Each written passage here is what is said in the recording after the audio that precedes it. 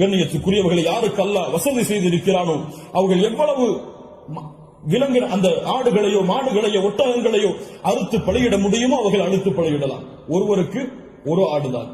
ஒரு மாட்டை ஒருவர் முழுவதாக அறுப்பதற்கு அவருக்கு செல்வம் இருந்தால் வசதி இருந்தால் அறுக்கலாம். அல்லது அந்த மாட்டை 7 பேர் பங்கு கொள்ளலாம். ஒட்டகமாக இருந்தால் அவர்களும் அதில் 7 பேர் பங்கு கொள்ளலாம்.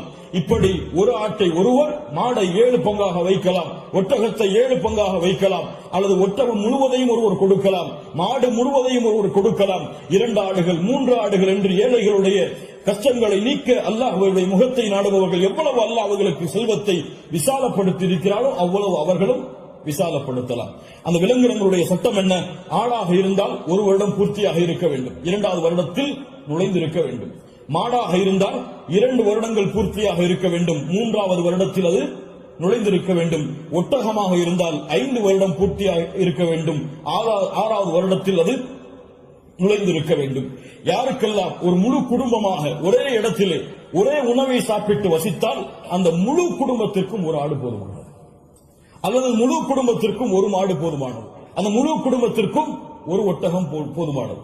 ஒரு குடும்பம் மொத்தமாக ஒரே இடத்திலே ஒரே உணவை சாப்பிட்டு இருந்தால், தனித்தனியாக வேறு வேறு உணவுகளை வைத்திருந்தால் அவர்கள் தனித்தனியாக உத்ஹியாவை அவர்கள் கொடுக்க வேண்டும்.